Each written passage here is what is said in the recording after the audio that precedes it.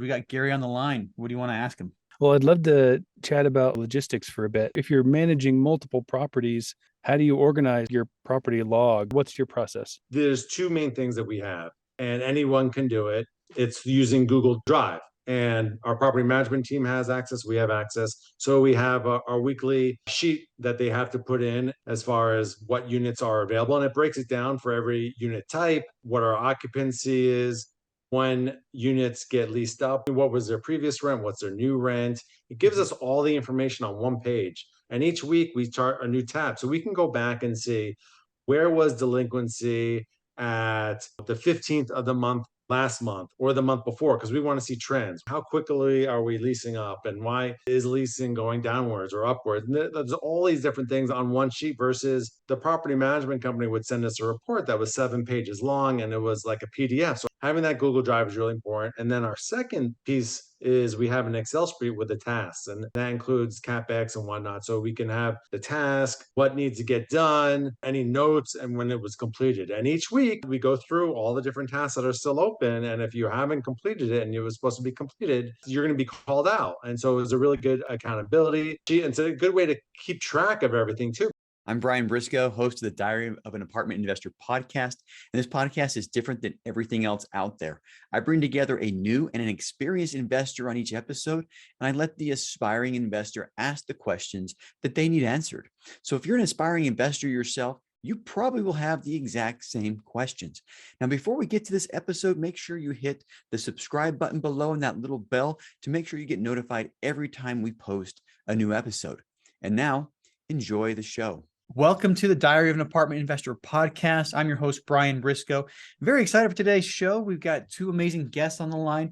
We've got Gary Lipsky with us and Joseph Ovard. So Gary, as is tradition, you're to bat first. So please do us a favor. Tell us a little bit about yourself and how you got into multifamily. Yeah, I wish my parents actually talked about real estate when I was younger. They never did, even though they were CPAs and my grandfather was a lawyer, but never talked about it. But really, when I bought my first house in 2002, I didn't look at it as my forever home like my parents. I looked at it as an investment. We bought a good neighborhood and we were able to convert the garage to an office and open up the kitchen. So I didn't know at the time I was doing my value add then, but that really got my juices flowing way back when. But it took many years later to really get into real estate full time. What were you doing professionally at that time? So at that time, I just left the film business. I co-produced 3 independent films in my 20s. And I started a new company. We were running after school programs, outdoor ed, and leadership development for kids throughout Southern California. I ended up selling that at the end of 2016. We were working with 9,000 kids daily. We had over 700 employees. Wow. But we were doing great work. But we were basically a for-profit and nonprofit world. And there was a ceiling. I had set up a really good team, and I was ready for my next challenge in life. And I was really excited about real estate. And I had done a little bit of, some single family stuff like that. But this gave me some time and money to really start investing in other people's deals and time to really educate myself on what I wanted to do in real estate. And I found multifamily, which was a really good fit for me because it was like running a business, which I had done since I was in elementary school, basically. Yeah. Speaking of the elementary school business, I just found out that my daughter is an incredible artist. I mean, as an 11-year-old, and caveat that, she can't paint like Picasso yet, but she's running her own little business herself. She draws pictures for other people and charges them for it. I found that out yesterday and I was like fist pump. I'm like, yeah, good job, but yeah, so she's going to be following your footsteps, the 11-year-old entrepreneur. Now, how did your previous business experience help you when it came to starting multifamily? Absolutely. I always was good with numbers and had that creative side. And a lot of it is solving problems for other people. When I got started with that after school business, I had taught some sports programs for a Y when I was in high school, where I used to work out there, and a woman came up to me that worked there and was like, my instructor didn't show up. Can you teach sports to kids? I'm like, yeah, I get paid for it. Okay. I'd love to do that.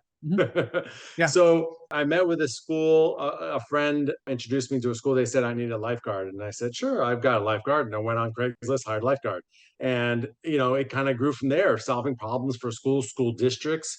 And every year we did just enough to keep going, and kind of just started growing and growing and growing from there. And it was a lot of fun to see it grow. Nice. So yeah, problem solving occurs in every business, and that's what you're doing in multifamily a lot of times is, solving problems. So question for you, and you co-authored a book, and I can see it behind you, right there behind me on my shelf too. I just have my virtual background up, but Best in Class, it's an asset management book. What prompted you to write that or co-author that one? There was nothing out there that talked about asset management. There was programs out there that teach you how to get your first deal, but no one really talks about what to do after you get that deal. I had been doing this for many, many years. I was fairly new, but I had that experience running businesses before. And so I was utilizing that strength, as well as we had started a podcast on asset management as well. And so we would bring on guests that we wanted to learn from and to really kind of rocket fuel our education. And we included some of the stuff that we didn't know in that book as well. And it forced us to kind of raise our game and put everything on paper. It had a lot of different reasons for writing it. And I don't think there's a conference I go to now that someone doesn't come up to me and say, hey, man, this book has done so much for me. I really appreciate it. So it's been pretty cool. And I will say it's the only asset management book that I know of that's specific to multifamily. And it's the same thing, when I have questions on multifamily or people ask me questions on, asset management, if I don't have the answer, that's why it's on the bookshelf right behind me. So I don't have to get up to get it. First of all, thanks for writing that. I think there's a lot of goodness there. And so, second, I'm going to double down on one of the points you made. You said you started a podcast on asset management, partly to learn. And just doing this podcast, I think I've learned more from podcasting than I could have from short of doing the actual job. I think I learned more from podcasting than anything else ever. Great way to learn. Now, you also had the asset management summit going on. Are you doing that again this year? No plans right now. We've been so busy doing tons of deals. So I keep saying, like, it's on my calendar once a month. I keep pushing it back. Like, okay, when are we gonna do this again? When are we gonna do this again? Yeah. But there's just a lot of different conferences out there. Really, nothing on just asset management. So there we still have that niche, but it hasn't been one of my highest priorities of late. But something that I'd consider doing. Yeah. In the next 6. I will say that the previous ones have been extremely valuable. I know the content's on Kajabi, and I've gone back to that app several times. Almost every conference I go to, I pay the extra price to get the recordings.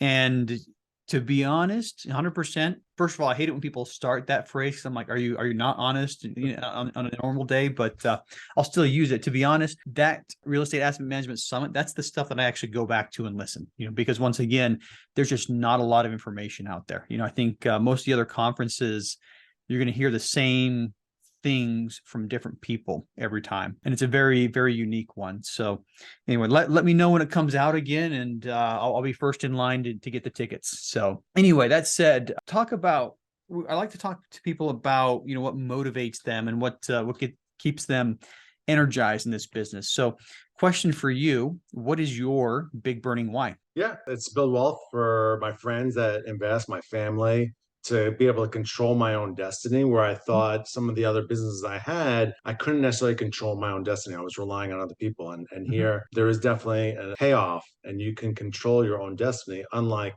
a lot of other things. And I love the challenge, and because I can use my creative and my business side. So this is fuel for me every single day. Mm-hmm.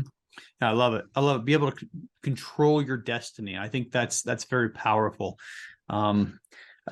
When I was in a W-2, when I left it just actually a year ago today was the last day I got a W-2 income. But when I was in the W-2, that was my biggest complaint, is I didn't feel like I had control over much. So I think that's a big reason why a lot of people move to multifamily. Now let's shift gears a little bit and talk about one of the properties you've done, and pick your first or your favorite, or alternatively tell us what you're looking for in deals. Yeah, I'll talk about a deal we sold recently. It was definitely a unicorn. Hit it out of the park, going back to our baseball reference. But even though we hit it out of the park, I mean, there was, from the day we closed, there was struggles all the way up to the very end. There was struggles all the way, running it.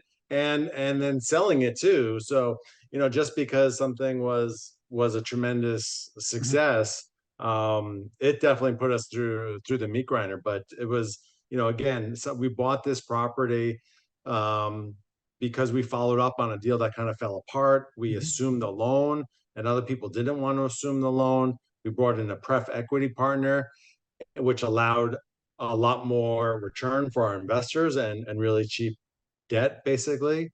We dealt with all the punches thrown our way and worked our way through COVID and sold it at the right time. And we had an institutional buyer who Mhm. really was a pain in the neck up Mhm. until we sold it. But again, we dealt with everything they sent our way, and I'm very pleased at the end of the day. Nice, nice, nice. Where was that property? Tucson, we've done 80% of our deals in Tucson. Okay. Yeah, I know you're very active in Arizona, Tucson. Do you have properties in Phoenix as well, or is it just Tucson? Yeah, we have one other property in Phoenix right now. It's Okay. an adaptive reuse property. We bought garden office space. We're converting to multifamily. So out of the existing Nice. build, we're going to get 44 units, and we're about to start building the 60 new units on the lot. Nice. So converting office. I think I hear a lot of hotel conversions, but I think post-COVID, you're going to see. I don't know why we haven't seen more office to multifamily conversions, because I think office space nationwide has not done incredibly great the last couple of years. Were you looking for an office to multifamily conversion, or did that just fall in your lap? We were looking at a lot of different deals. We were looking at a hotel conversion, really more motel conversions. Mhm. So, 2 stories. Yep. And this kind of fell into our lap, and it had been sitting on the market for a year. Mhm. And the lender was like, "What are you doing? Why are you spending like, $1.9 million to sit on this, to buy this property that's been sitting forever? This is Yeah. ridiculous." I'm like, "Stop looking at it as office space. Start looking at multifamily." Mhm. And then I want to hear what you're gonna say, and he loved the deal, and it's going to be a home run for us, Mhm. but definitely, you know, a needle in a haystack type of deal, Yeah. finding it. Yeah, I like it. Like it. Love that you're able to see that too. Just the potential. I think you talk about the creative side and the business side. I think that takes a certain amount of creativity to look at something and see the potential instead of see it for what it currently is. So good on you for that part. So yeah, hopefully that does turn into a home run. Another baseball reference. So in the middle of the World Series right now, so you might hear a lot of baseball references. We'll see. But that said, a bunch of properties in Tucson, one in Phoenix. Been doing this asset management book and summit for a while. What's next for you? Yeah, so we just closed a deal about a week and a half ago. It got us to $250 million in total Nice. real estate transactions, and just looking to continue to do good deals and manage our properties well. So we're not focused on getting to $1 billion of assets under management. Our effort is on transactions, and Mhm. I want our effort on good deals, and that's the most important thing. Yeah. So keep building out our team and doing good deals, and the rest will work itself out. I like that. I like that philosophy. I mean, I know there are people who are very transactional with this business where they're looking for that next acquisition fee and that big number at the end of the day, that AUM or the unit count. But I think you hit the nail on the head. Concentrate on doing the business right, and everything else will fall into place. Appreciate that. That said, we're going to shift gears a little bit and bring Joseph on the line. So, Joseph, how you doing today? I'm doing very well. All right, good to have you on the show. I'm glad to be here. Thank you. Awesome. Now, besides being from Idaho Falls, what else is there about you right now? And I say that for the listeners, we live a couple miles away from each other. We've met in person a couple of times, but anyway, that said, Joseph, take it away. Tell us a little bit about yourself. Yeah. We've lived for the last 6, almost 7 years in Idaho Falls. We moved here from the Salem, Oregon area, so just a Mhm. little bit south of Portland, Oregon, about an hour away from the coast. It's probably what we miss the most is Mhm. friends and being so close to the coast was really nice living in that Yes. area. We loved taking the kids to the beach, but most of my background was actually in operations, production management, that kind of thing, and worked for, it was kind of my first adult job from early 20s on, was working as a production manager for a company over in Salem, and just a lot of logistics and a lot of managing a team of producers and stuff like that. And so the asset management side of things is actually something I'm very interested in, probably more adept in. So that's kind of like my professional background, and I guess my initial jump into being interested in, like, especially commercial real estate, Mhm. was when I was working for that company. We were renting space, a warehouse space, from a gentleman who's his company. He was a contractor and he built big, beautiful office buildings for these companies over in Portland and everything. And his kind of retirement plan was he built this big warehouse area and sectioned it off for all these businesses to rent from him. And his retirement plan was just to live off of the cash flow, like paid out a loan and live off the cash flow for this building for kind of his retirement. And Yeah. that like got my wheels spinning on like the traditional story of reading Rich Dad Poor Dad and needing assets, but that kind of came later. Like my initial Mhm. thought was, well, like, how do I get a hold of an asset like that, or that kind of thing. I just didn't know how it worked. Like, I'd always wanted to get into some form of commercial real estate and kind of let it stew for quite a few years. And Mhm. fast forward to just a few months ago, where I kind of got introduced to multifamily, because years had gone by and commercial real estate, especially office, had really kind of gone downhill. And I was like, well, maybe it's not as steady as I thought it was. And I got introduced to multifamily. And that's really when the first time that I realized, well, you don't need millions of dollars to get started and that kind of thing. And so that's really kind of where my background into what got me interested in multifamily specifically. Interesting. I mean, something that I noticed, and I think our stories parallel each other in a lot of ways. I remember as a college student, my roommates and I, or my neighbors and I, would sit around and be like, "How many units are there in this apartment complex?" And we'd count up the units and would multiply it by our rent. And we're like, "Man, these guys are making a ton of money." I mean, not realizing the expenses and debt and everything else, but Yeah. at some point early on, I could do the math, and I realized it was lucrative, and people can make some decent money, but it took me many, many years to follow up on it. But yeah, I mean, I started when I was 40 something instead of 50 something. So I guess we're okay. But anyway, that said, what's your reason for doing this? What's your big burning why? Very much the same as a lot of people, I think, of, kind of escaping the 9 to 5, the W-2 job. I've always had that kind of entrepreneurial drive. Even my education, like when I went to business school and got a pretty standard business management degree, but the focus was entrepreneurial management and, like, startups and how to get funding and all this kind of stuff. And so even my degree kind of mirrors that. It all boils down to, you're in a W-2 job. The more successful you become, the more is demanded of you, the less time you have with your family. And this is the first time that I think I feel like I found something that the more successful I get, the more time I will have. And Mhm. that's really my why. I've got a big family. I've got kids that are growing up. I've got older kids that I feel like I missed a good chunk of their childhood. And I've got younger kids that I don't want to do the same thing with. And that's really my why, is being able to invest like this will hopefully give me a lot more time to spend with my kids before they're Yeah. grown and gone, kind of thing. Just a question: how many kids do you have? I have 8 children, Yep.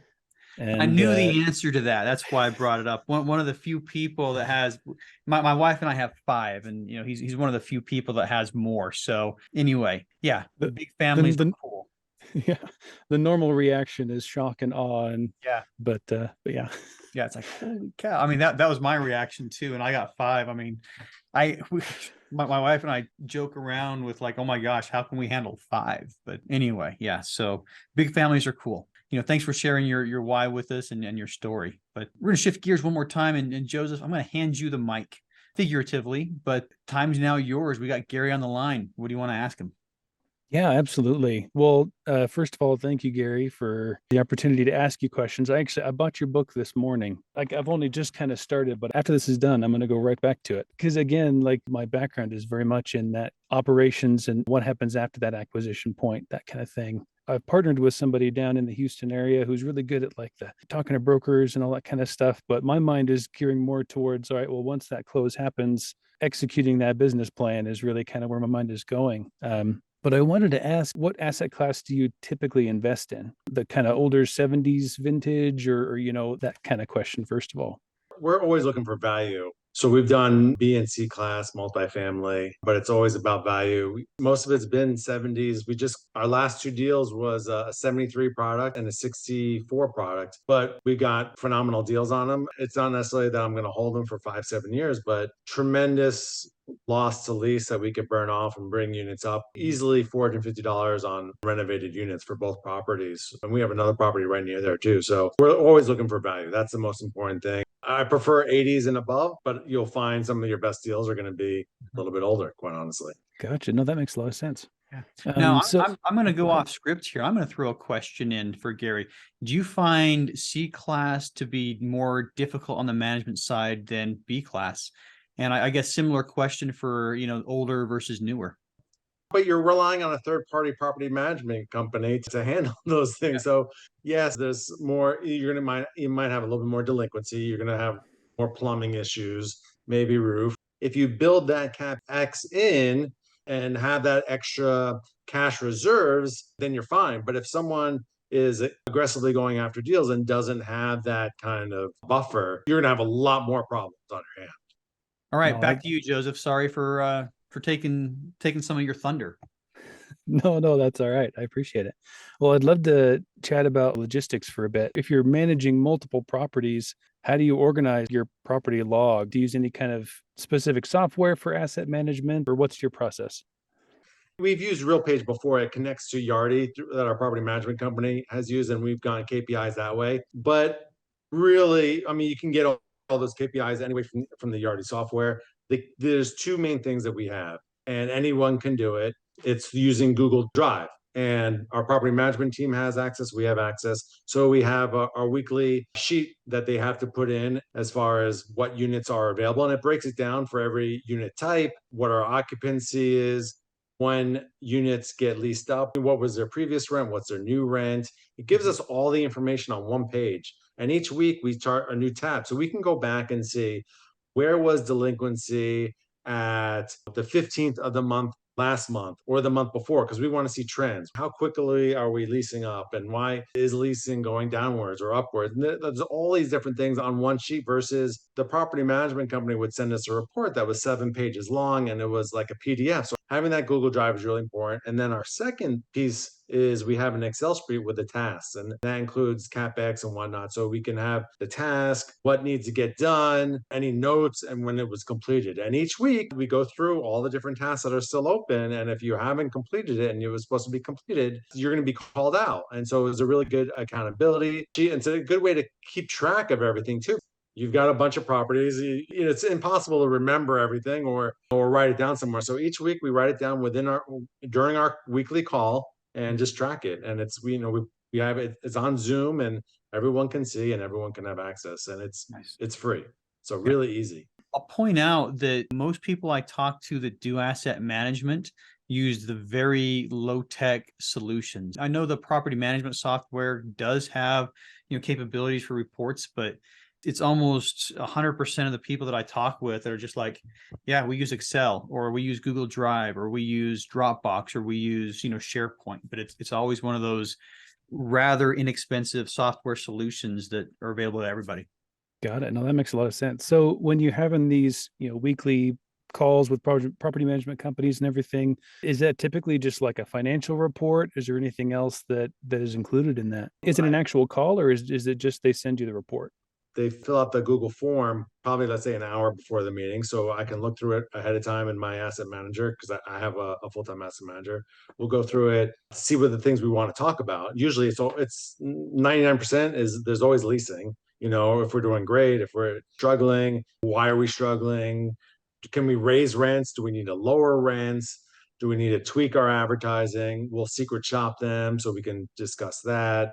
How quickly renovations are getting done, or they're a lot longer in the beginning because we're talking about our execution of our business plan. So getting vendors in there and doing the work. So yeah, typical a new property, maybe 30, maybe 40 minutes. And then once we get humming along, maybe it's 10, 15 minutes. But it's still important. Even if it was on a phone versus Zoom, you'll find out a lot more by having that face to face, and having that consistency every single week is very, very critical, because things can fall by the wayside really quickly if you're not having those interactions. And they know they need to be accountable when they come on this Zoom, versus if you're not having that call, or if it's on a phone, you're not seeing them face to face too. So they could be a lot less accountable that way. Mhm.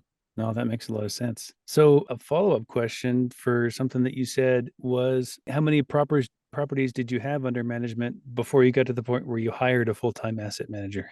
Maybe 4, I think. Okay. And I was basically skating to where the puck was going. I didn't necessarily need that person at that time, but I knew where I wanted to go, and I needed to get him on board, because the first few months he wasn't humming along. I wanted him to see how I see things, and get going. So it really took about the fourth month, and he was cranking. He was getting things done for me.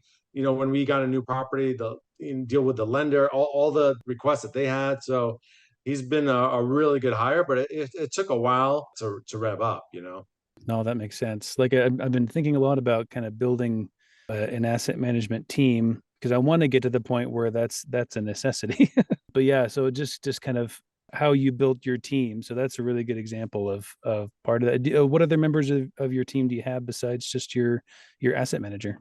Yeah, I have a full-time ops person, so she deals a lot with investors, their subscription agreements, answering any questions, wiring information. She'll do some social media, do some research for us. So she's very helpful in that regard. And then I had a CFO. I recently parted ways. It wasn't the best fit for either of us, and so I might split that position up into maybe a fractional CFO and maybe another full, like a Yeah. fractional marketing person. There's a couple different things that we're looking at, because I don't have one person doesn't have the skill sets that I need for a bunch of different things. I don't need a full time for all these different pieces. Yeah. So figuring that out for our next steps, and where we want to grow to as well. Yeah, No, we, that's we great. we had a fractional CFO for a while, and interesting how that worked out. Worked out fairly well. We ended up parting ways when I left the company. There was kind of whole shakeup. But yeah, getting fractional employees when you can do it, I think is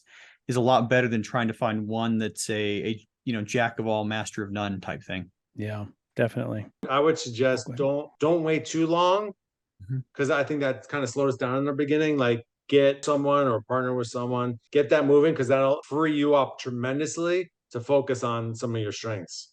No, that makes a lot of sense. So what about just finding like partners early on? Like what's your best advice for an aspiring investor like myself, as far as finding the right people to partner with and that I want to work with handling a property? Yeah, I would, go to meetups and conferences, and you'll see people that you like hanging out with. You want to find someone with a differing skill set. And so I had a partner for a while. We had kind of the same skill set. So Mhm. it got us from point A to point B, but it wasn't necessarily going to get us to point C. We parted ways, still friendly, but it was, worked out best for both of us. Finding, people with the same work ethic, same lifestyle and position in life, because if someone's just starting a family, and my kids are a little bit older, that could be a little bit different too. Someone might be tight on cash, and you might be willing to invest cash into your business. So finding those balances, or having those discussions ahead of time, can really, really help.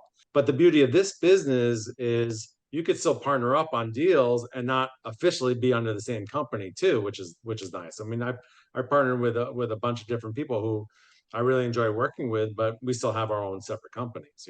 Something that I'll say, and I left the company that I had co-founded, and I think the alignment, and Gary mentioned this, make sure you guys are completely aligned when you find the partnership. What I realized after the fact is we had alignment at the very beginning, and our alignment was we wanted to get into the business and basically gain experience. But once you got past that, we weren't really aligned any further than that. And so I don't think there's anything wrong with starting a partnership, to get into the business, but, if you're looking for longevity, you're looking for something that's going to last a long time, make sure the alignment is right and make sure it's more than just, I want to get my first deal deep. No, that's great. What about some networking tips? If I'm going to find these partners, what are some of the best ways? I mean, going to events and things like that. I guess maybe a story would be best to illustrate. How did you find your partners on one of your investments? Mm-hmm.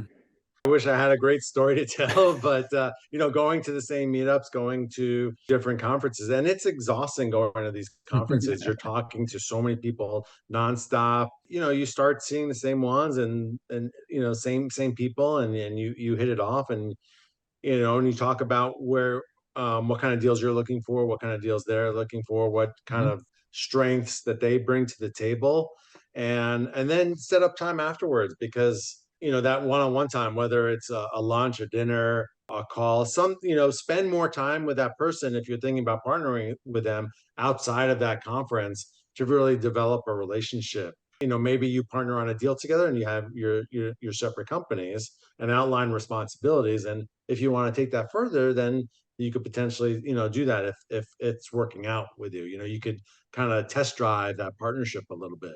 I got a story, and then I'll make it quick because we're getting close to the end of the time. But when Four Oaks Capital came together, it was basically two of us in the same networking group. It was a multifamily educational.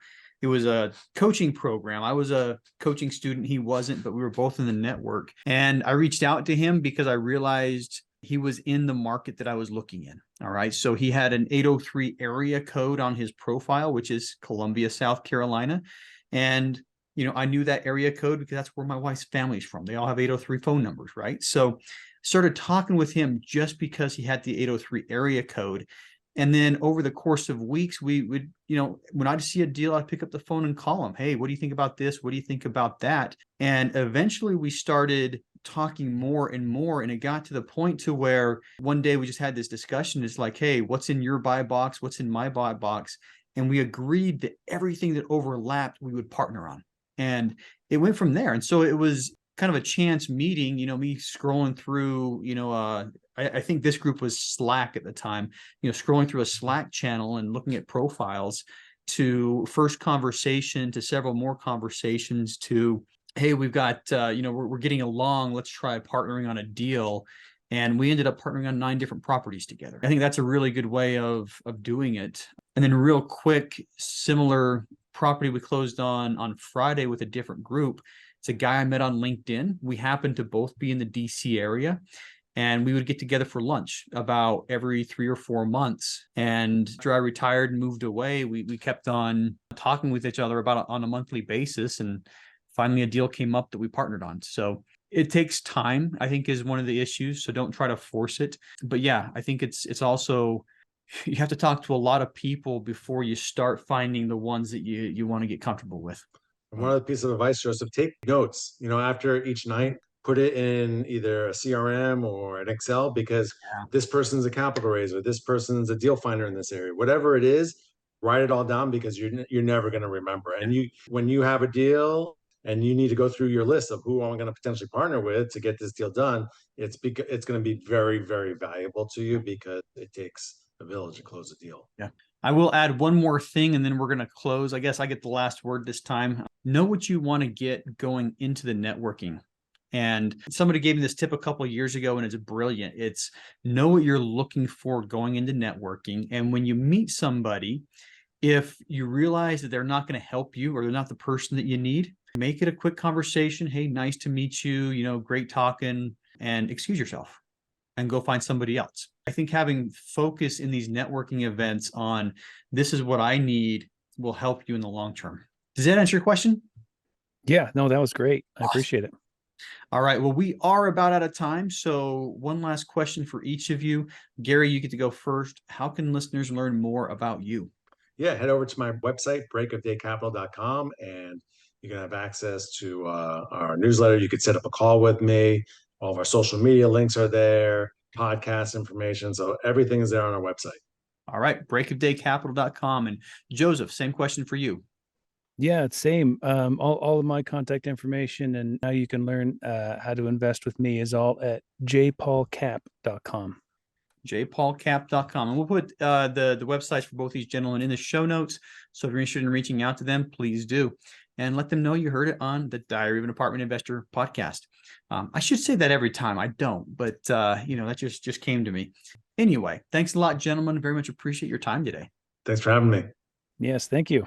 Hey, if you like that episode, make sure you hit that subscribe button. But more importantly, if you haven't joined our multifamily educational community, the Tribe of Titans yet, you are missing out. So get yourself 30 days free by clicking the link below in the description, or go to thetribeoftitans.info, and we'll see you there.